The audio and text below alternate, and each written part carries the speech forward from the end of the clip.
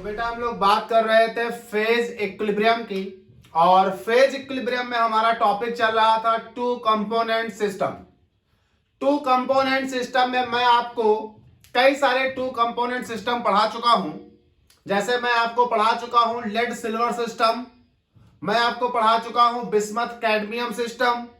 आज हम लोगों का टू कंपोनेंट सिस्टम का ये तीसरा टू कंपोनेंट सिस्टम है potassium iodide water system. Potassium iodide water system similar बाकी पिछले दोनों कंपोनेंट के जैसा ही है, बस यहां पर एक डिफरेंस है। डिफरेंस यह है कि यहां पर अगर आप इस कर्व को देखेंगे तो यह कर्व इस पॉइंट को आकर टच नहीं कर रहा है, यानी यह कर्व इनकम्प्लीट है। कारण बताऊंगा अभी। तो हमारे पास पोटेशियम आयोडाइड सिस्टम बिल्कुल सेम है बिस्मथ कैडमियम सिस्टम के जैसे या सिल्वर लेड सिस्टम के जैसे। बस डिफरेंस इतना है कि यहां जो पोटेशियम आयोडाइड का कर्व है वो इनकम्प्लीट है। ठीक भाई। अच्छा, एक बात याद रखिएगा कि हम पोटेशियम आयोडाइड वाटर सिस्टम में हमारे दिमाग में हमेशा एक बात आती है कि जब हम वाटर लेते हैं तो वाटर हाइड्रेट बनाता है, लेकिन पोटेशियम आयोडाइड कभी भी हाइड्रेट नहीं बनाता। इसलिए पोटेशियम आयोडाइड और वाटर के इस सिस्टम में Ki और वाटर के बीच कोई केमिकल रिएक्शन नहीं होगी।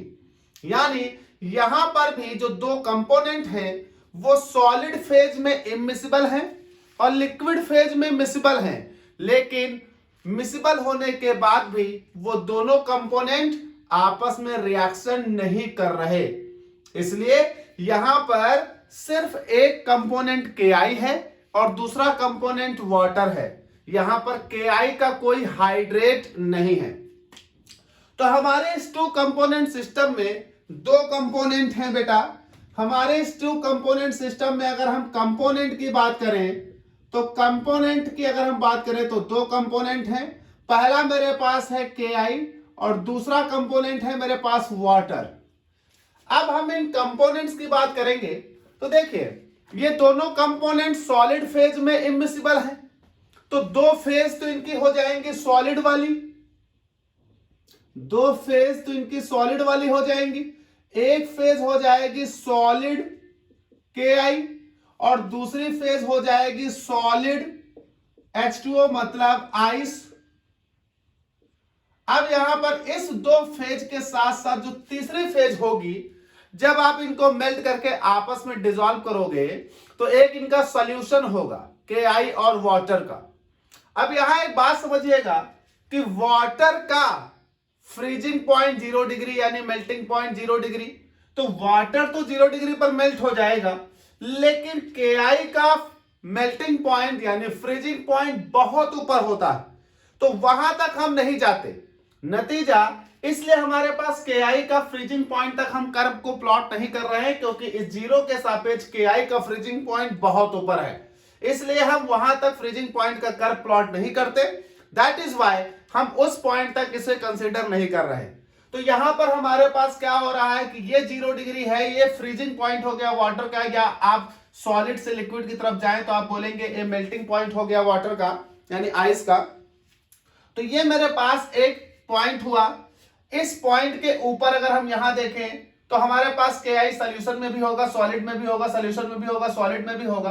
तो यहां जो सॉल्यूशन बन रहा है वो अनसैचुरेटेड है, यानी यहां पर वाटर भी है और Ki भी है, लेकिन वाटर और Ki अभी उस स्टेट तक नहीं पहुंचे कि वो सैचुरेटेड सॉल्यूशन बना सके। सैचुरेटेड मतलब संतृप्त सॉल्यूशन, मतलब वाटर में Ki की मैक्सिमम सॉल्युबिलिटी। जैसे समझिए, मान लीजिए पानी में चीनी को अगर हम घोलें तो मान लीजिए 1 लीटर पानी में अगर 200 ग्राम चीनी घुल सकती है, मान रहा हूं मैं 1 लीटर पानी में अगर 200 ग्राम चीनी घुल सकती है, तो 200 ग्राम चीनी से अगर नीचे चीनी उस पानी में घोल रखी है तो वो अनसैचुरेटेड सॉल्यूशन है। अगर आप एग्जैक्ट 200 ग्राम घोल देंगे तो वो सैचुरेटेड हो जाएगा, यानी मैक्सिमम सॉल्युबिलिटी पर वो अपने सॉल्यूशन मौजूद होगा, तो होगा सैचुरेटेड। तो हमारे लिए ये अनसैचुरेटेड सॉल्यूशन है, मतलब वाटर में जितना के डिजॉल्व हो सकता है अभी उससे कम ही के डिजॉल्व है, क्योंकि अभी हम मैक्सिमम पॉइंट तक पहुंचे ही नहीं, तो वो पॉइंट बीच में ही लिखा है, तो ये अनसैचुरेटेड सॉल्यूशन है। तो हमारे पास 3 फेज हो रही हैं, एक फेज सॉलिड के की, दूसरी फेज सॉलिड H2O की, और तीसरी फेज हमारे पास वो जो सॉल्यूशन है, यानी ये हो गया मेरे पास सॉल्यूशन। चलिए भाई, अब अगर हम इस कर्व को देखें तो हमारे पास 3 फेजेस हैं। अब हम इन कर्व्स को देखें जरा, तो एक बात समझिए, हमने हर बार क्या किया है, जो 2 कंपोनेंट होते हैं उन दोनों कंपोनेंट का प्योर स्टेट में देखते हैं और फिर उनका मिक्सचर में देखते हैं। तो हम किसी एक कंपोनेंट को पकड़ लेते हैं, हम ले लेते हैं वाटर को। देखिए इस पॉइंट पर वाटर 100% है, वाटर 100% है इन द सेंस इस पॉइंट पर के बिल्कुल भी नहीं है, के नहीं है, इसका मतलब वाटर 100% मतलब वाटर प्योर स्टेट में है। और जब वाटर इस पॉइंट पर प्योर स्टेट में है तो वाटर का फ्रीजिंग पॉइंट कितना है, 0। आपको मालूम है प्योर वाटर का फ्रीजिंग पॉइंट 0 होता है, तो जब वाटर इस पॉइंट पर प्योर स्टेट में है तो उसका फ्रीजिंग पॉइंट है 0। अब आप एक बात याद करिए, आपने पढ़ा था सॉल्यूशन चैप्टर में कॉलिगेटिव प्रॉपर्टी, और कॉलिगेटिव प्रॉपर्टी के दौरान आपने कॉलिगेटिव प्रॉपर्टी पढ़ी थी डिप्रेशन इन फ्रीजिंग पॉइंट। और डिप्रेशन इन फ्रीजिंग पॉइंट क्या कहता था कि अगर किसी सॉल्वेंट में कोई सॉल्यूट मिला दिया जाए तो सॉल्यूट के आने से सॉल्वेंट का फ्रीजिंग पॉइंट गिर जाता है। तो यहां पर भी जरा देखिए कि जब तक 100 प्योर फॉर्म में है तब तक उसका फ्रीजिंग पॉइंट 0 है, लेकिन जैसे ही आप वाटर में, जब तक ये प्योर फॉर्म में था यानी 100%, तो इसका फ्रीजिंग पॉइंट था 0 डिग्री सेंटीग्रेड। लेकिन जैसे ही आप वाटर में के मिला दोगे तो अब हो गया वाटर के सॉल्यूशन। अब K behave as a solute, water behave as a solvent, और मान लीजिए वाटर अब है 90%, के हो गया 10%। तो जरा गौर करिए, जैसे ही वाटर यहां घटकर 90% मान लो इस पॉइंट पर पहुंचा तो वाटर हो गया 90%, के इस पॉइंट पर हो गया 10%। तो जरा आप गौर करिए, यहां जब वाटर 100% था तो उसका फ्रीजिंग पॉइंट 0 डिग्री था, अब 90% है। और colligative property depression of freezing point ये कहता है कि अगर सॉल्वेंट में सॉल्यूट आया तो फ्रीजिंग पॉइंट गिर जाएगा। तो मान लीजिए पहले जब आप लिक्विड को हीट कूल करते थे तो इस पॉइंट पर आकर वो फ्रीज कर जाता था, लेकिन अब आप इस कंसंट्रेशन पर जब किसी भी लिक्विड को मान लीजिए कूल कर रहे हैं, वाटर को आप कूल कर रहे हैं, तो आप क्या देख रहे हैं कि आप वो इस पॉइंट पर आकर फ्रीज कर रहा है, जबकि पहले इस पॉइंट पर कर रहा था। अगर इधर बढ़ाएं तो ये देखिए यहां पर, तो पहले इस पॉइंट पर फ्रीज करना चाहिए था, अब वो इस पॉइंट पर फ्रीज कर रहा है, यानी उसके फ्रीजिंग पॉइंट में कमी आई है। ऐसे ही जैसे जैसे आप कंसंट्रेशन बढ़ाते जाओगे किसका, के का, फ्रीजिंग पॉइंट में और कमी आ जाएगी। जब आप कंसंट्रेशन और बढ़ाओगे, मान लीजिए इस पॉइंट पर 80% वाटर हो गया और 20% के हो गया, तो फ्रीजिंग पॉइंट मान लो यहां आ गया गिरकर, ये फ्रीजिंग पॉइंट गिरकर इस पॉइंट पर आ गया है यहां से। अब मान लीजिए और आपने बढ़ा दिया इस पॉइंट पर मान लीजिए आपने वाटर की कंसंट्रेशन कर दी 60% और के की कर दी 30%, तो फ्रीजिंग पॉइंट और गिर गया वाटर का। ये देखिए पहले यहां आ रहा था इस पॉइंट पर अब यहां आने लगा। आपने ऐसे ही बढ़ाते बढ़ाते एक पॉइंट आपको ऐसा प्राप्त हुआ जिस पॉइंट पर वाटर की कंसंट्रेशन कितनी थी 52% और के की कंसंट्रेशन कितनी थी 48%। जैसे ही हम वाटर की कंसंट्रेशन घटाते घटाते और के की कंसंट्रेशन बढ़ाते बढ़ाते सॉल्यूशन बना रहे थे, तो हमें एक ऐसा पॉइंट प्राप्त हुआ कि जहां पर वाटर की कंसंट्रेशन हमें 52% और के की कंसंट्रेशन 48% प्राप्त हुई। वो एक ऐसा कंसंट्रेशन प्राप्त हुआ जिस कंसंट्रेशन पर आते ही हमने क्या देखा कि एक ऐसा पॉइंट मिला जिस पॉइंट पर बेटा वाटर भी फ्रीज कर रहा था और के भी फ्रीज कर रहा था, वाटर भी फ्रीज कर रहा था और के भी फ्रीज कर रहा था। फिर से समझ लें, जब हमारे पास 100% वाटर था, 0% के था, तो वाटर का अपना वास्तविक फ्रीजिंग पॉइंट 0 डिग्री था, एक्चुअल फ्रीजिंग पॉइंट। जैसे ही आपने के का अमाउंट बढ़ाया तो जो KI का अमाउंट बढ़ते ही सॉल्यूशन बना, उस सॉल्यूशन में जब वाटर को फ्रीज किया गया तो वाटर का फ्रीजिंग पॉइंट गिर गया, घट गया। यानी जो वाटर पहले यहां फ्रीज करता था अब यहां पर फ्रीज कर रहा है, यहां पर अब वो आकर सॉलिड बन रहा है, ये सॉलिड। अब जैसे ही आपने अमाउंट और बढ़ाया तो अब वाटर इस पॉइंट पर आकर सॉलिड बन रहा है, H2O solid. There is only water that can be solidified. यहां पर कहीं पर KI सॉलिडिफाई नहीं कर रहा क्योंकि उसका अमाउंट अभी भी बहुत कम है। फिर जब हम इस पॉइंट पर पहुंचे, जब हमने इतना कंसंट्रेशन बढ़ा दिया कि फ्रीजिंग पॉइंट वाटर का और गिर गया, हम इस पॉइंट पर पहुंचे तो इस पॉइंट पर पहुंचकर वाटर सॉलिडिफाई कर रहा है। यानी इस पॉइंट पर वाटर सॉलिडिफाई कर रहा है। इस तरफ कौन है? तो इस तरफ बेटा है आपके पास दो लोग, वाटर और KI का सॉल्यूशन, वाटर KI सॉल्यूशन। तो वाटर KI सॉल्यूशन से वाटर जो है वो इस पॉइंट पर क्या कर रहा है? फ्रीज। यहां इस पॉइंट पर वाटर KI सॉल्यूशन से क्या हो रहा था? फ्रीज। इस पॉइंट पर वाटर KI सॉल्यूशन से क्या हो रहा था? फ्रीज। अलग अलग कंसंट्रेशंस पर। तो जैसे जैसे आप देख रहे हो कि कंसंट्रेशन KI की बढ़ा रहे हो, आपके पास वाटर के फ्रीजिंग पॉइंट में कमी आ रही है। क्यों? क्योंकि आपने पढ़ा है depression in freezing point directly proportional होती है number of moles of solute के। जैसे जैसे आप सॉल्यूट बढ़ाओगे डिप्रेशन इन फ्रीजिंग पॉइंट आएगा। तो वाटर का फ्रीजिंग पॉइंट घट रहा था, लेकिन हमने क्या देखा? वाटर का फ्रीजिंग पॉइंट घटते घटते घटते एक ऐसा पॉइंट आया, एक ऐसा टेम्परेचर आया जिस टेम्परेचर पर पहुंचते ही वाटर भी फ्रीज करने लगा, मतलब सॉल्वेंट भी फ्रीज करने लगा और उसमें डिसॉल्व सॉल्यूट भी फ्रीज करने लगा। यानी इस पॉइंट पर पहुंचते ही, इस पॉइंट को नाम दे दिया O, इस पॉइंट पर पहुंचते ही हमारा वाटर भी फ्रीज कर रहा है और KI भी फ्रीज कर रहा है। जिस पॉइंट पर हमारे दोनों कंपोनेंट फ्रीज करने लगे उस पॉइंट को हम बोलते हैं यूटैक्टिक पॉइंट। यूटैक्टिक पॉइंट याद रखिएगा, हमेशा इसे यूटैक्टिक पॉइंट बोला जाता है, लेकिन वाटर KI के केस में हम इसे एक नाम और देते हैं, क्रायोहाइड्रिक पॉइंट। यही वजह है कि हम इसे जब क्रायोहाइड्रिक पॉइंट बोलते हैं वाटर KI सिस्टम में, तो हम इसे यूटैक्टिक मिक्सचर के बजाय क्रायोहाइड्रेट भी कहते हैं, यूटैक्टिक मिक्सचर के बजाय क्रायोहाइड्रेट भी कहते हैं। तो ऐसा पॉइंट जिस पॉइंट पर आपके टू कंपोनेंट सिस्टम के दोनों कंपोनेंट फ्रीज करने लगे उस पॉइंट को हम बोलते हैं यूटैक्टिक पॉइंट। और KI वाटर सिस्टम में यूटैक्टिक पॉइंट को एक नाम और दिया जाता है, क्रायोहाइड्रिक पॉइंट।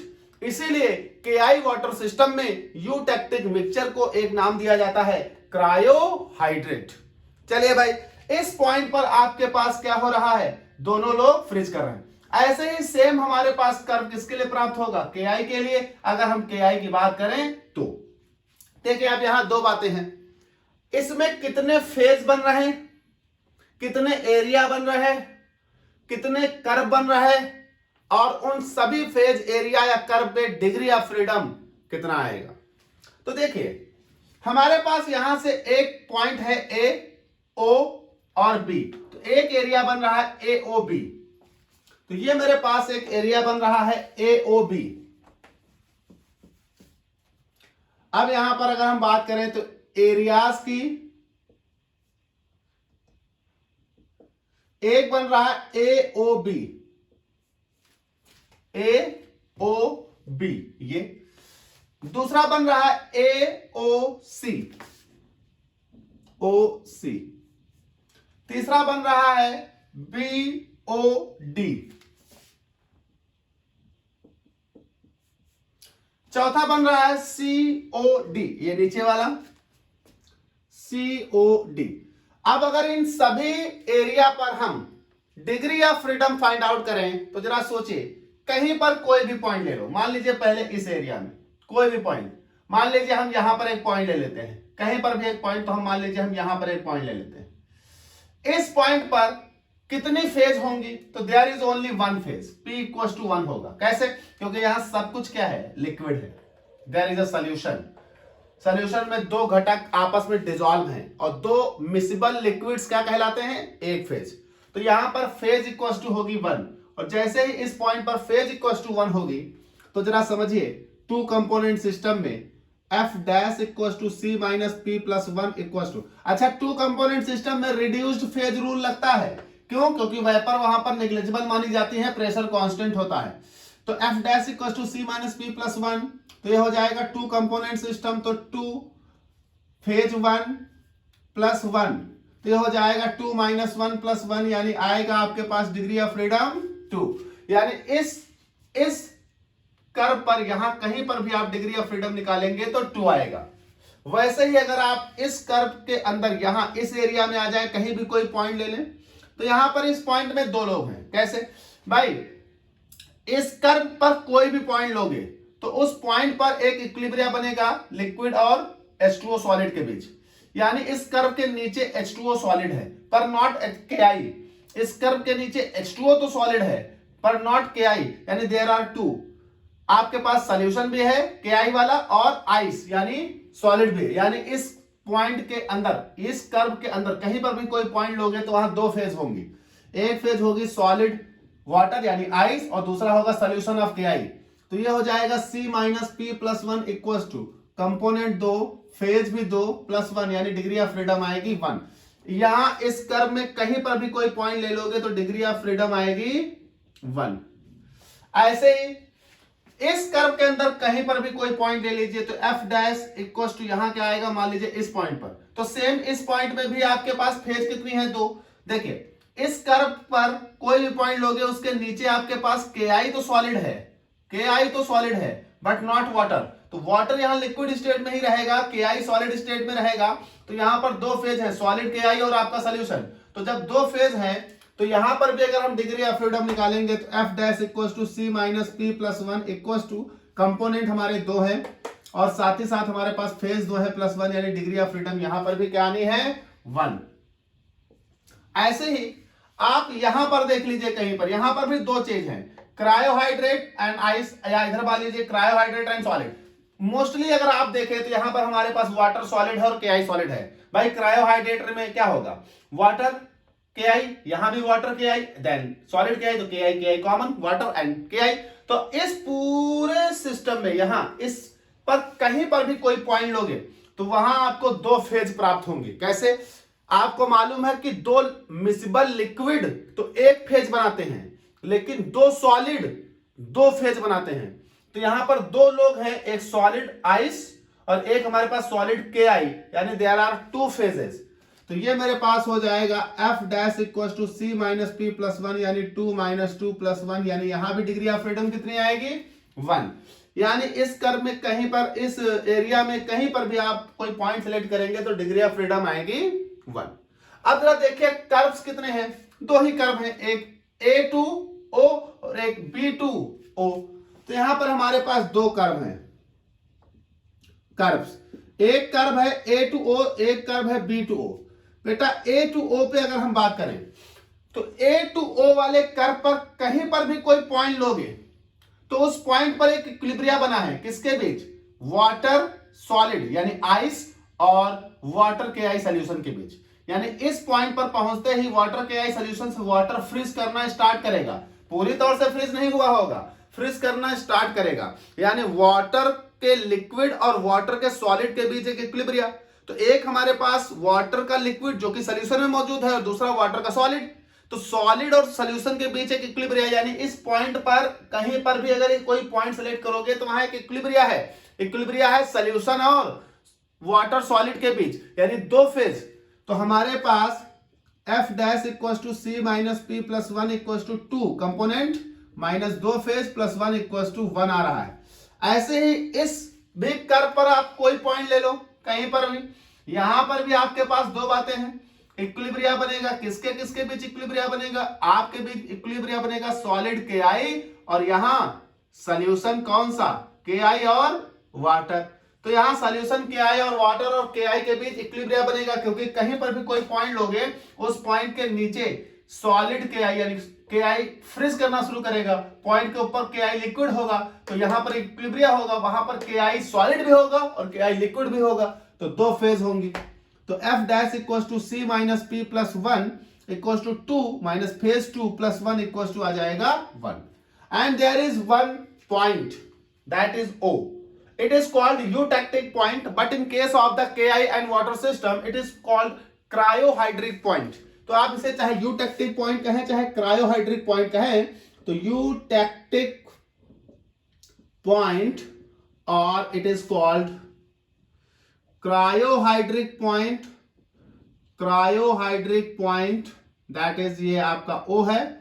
यहां पर अगर हम देखेंगे तो F dash equal to C minus P plus 1. यहां पर जरा देखिएगा, बात समझिएगा, इस पॉइंट पर वाटर भी सॉलिड बन रहा है, इस पॉइंट पर Ki भी सॉलिड बन रहा है, यानी दो फेज तो ये सॉलिड की हो गई. साथ ही साथ कहां से बन रहे होंगे, तो ऑफ कोर्स वो बन रहे होंगे H2O Ki सॉल्यूशन से. तो इस पॉइंट पर H2O Ki सॉल्यूशन भी, H2O सॉलिड भी, Ki सॉलिड भी.